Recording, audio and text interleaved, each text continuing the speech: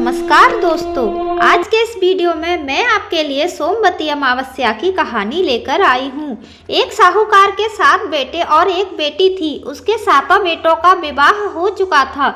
उनके घर रोजाना सवेरे सवेरे एक ब्राह्मण भिक्षा मांगने आते थे। जब भी साहूकार की कोई बहू या सेठानी उसे भिक्षा देती तो वह आशीर्वाद देते और कहते अपने पति के कंधे राज करो।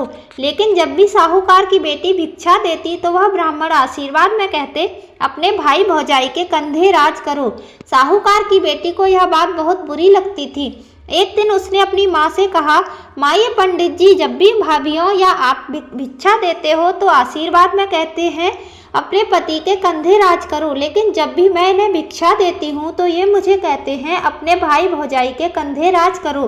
तो उसकी माँ ने कहा, तू कल फिर से भिक्षा देने जाना। जब वो तुझे आशीर्वाद देंगे तो मैं उनसे इसके पीछे का कारण अवश्य पूछूंगी। अगले दिन जब ब्राह्मण भिक्षा लेने आए तो माँ वहाँ आ गई और ब्राह्मण से कहने लगी, आप इसे ऐसा आशीर्वाद क्यों दे रहे हो? तब पंडित जी ने कहा, क्योंकि इसकी किस्मत में सुहाग नहीं है। तब सेठानी ने इसका कोई उपाय पूछा। तब वे ब्राह्मण बोले, यदि सोना धोबन इसकी शादी में आकर आशीर्वाद दे तो इसका पति बच सकता है। तो सेठानी पूछती है, शोभा धोबन कहाँ रहती है? पंडित जी बोले, 7 समंदर पार सोना धोबन का गांव है। तब सेठानी ने अपने 7 बेटों से कहा, सोना धोबन के गांव बहन को लेकर जाना है। 6 बेटों ने तो मना कर दिया, लेकिन 7वां बेटा तैयार हो जाता है। दोनों भाई बहन सोना धोबन के गांव के लिए रवाना होते हैं। दोनों एक नदी के किनारे एक पेड़ के नीचे बैठ जाते हैं। पेड़ के नीचे से एक सांप निकलता है और पेड़ के ऊपर चढ़ने लगता है।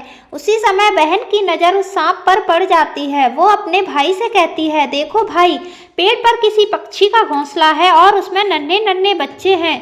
ये सांप उन बेचारे बच्चों को खा जाएगा और जब पक्षी आकर यह देखेंगे तो उन्हें कितना दुख होगा। तब भाई उस सांप को मारकर वही टोकरी से ढक देता है। शाम को एक हंस और हंसनी का जोड़ा उस तरफ आता है तो अपने घोंसले के आसपास और पेड़ के पास खून देखकर वो डर जाते हैं। उन्हें लगता है कि उन दोनों भाई बहन ने उनके बच्चों को मार दिया। तो वह वहां आते ही उन दोनों भाई बहन को चोंच मारने लग जाते हैं। तभी बहन टोकरी उठाकर उसके नीचे पड़ा सांप दिखाती है और कहती है, हमने तो तुम्हारे बच्चों को इस सांप से बचाया है और ये खून इस सांप का है। तब हंस और हंसनी बहुत खुश होते हैं और उन दोनों को अपनी पीठ पर बिठाकर समुद्र पार सोना धोबन के गांव में छोड़ आते हैं। सोना धोबन का भी बहुत बड़ा परिवार था जिसमें उसके बेटा और बहुएं सब रहते थे। साहूकार का बेटा और बेटी भी उस गांव में ही घर लेकर रहने लगे। रोजाना रात को साहूकार की बेटी सोना धोबन के घर जाती और खाना पीना, साफ सफाई आदि घर के सभी काम करके सुबह होने से पहले अपने घर वापस लौट आती थी। एक दिन सोना धोबन ने अपनी बहुओं से पूछा, आजकल सुबह सुबह तुम्हारे लड़ाई झगड़े की आवाज़ नहीं आती, क्या बात है? तो बहुएं बोली, सासू माँ, जब हमें सारा काम किया हुआ मिल जाता है तो हम क्यों झगड़ें? तो सोना धोबन ने पूछा, अच्छा कौन करता है सारा काम? तो बहुएं बोली, आप नहीं करती, हमें तो लगा हमारे उठने से पहले ही आप घर का सारा काम कर देती हैं। तब सोना धोबन ने ये पता लगाने का निश्चय किया और रात भर जागती रही। जब साहूकार की बेटी आई तो सोना धोबन ने उसका हाथ पकड़ लिया और पूछने लगी, कौन हो तुम और क्यों मेरे घर आकर मेरे घर का सारा काम करती हो? तब साहूकार की बेटी ने पंडित जी वाली सारी बात सोना धोबन को बता दी और कहा, यदि आप अपनी सोमवती अमावस्या का सारा फल मुझे दे दें तो मेरा सुहाग अमर हो जाएगा। सोना धोबन उसकी बात मानते हुए उससे कहने लगी, जब तुम्हारी शादी पक्की हो जाए तब मुझे न्योता भेज देना, मैं तुम्हारी शादी में जरूर आऊंगी।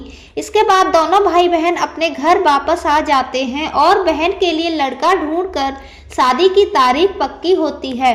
सोना धोबन को भी न्योता भेजा जाता है। शादी के दिन फेरों के ठीक बाद एक सांप आता है और दूल्हे को डस लेता है, जिससे दूल्हा मर जाता है। तब सोना धोबन संकल्प लेकर दूल्हे के मुंह में पानी डालती है और वो वापस जीवित हो जाता है। तभी से सोना धोबन के साथ साथ साहूकार की बेटी और बहुओं ने भी सोमवती अमावस्या का व्रत करने का संकल्प लिया। ओम नमः शिवाय।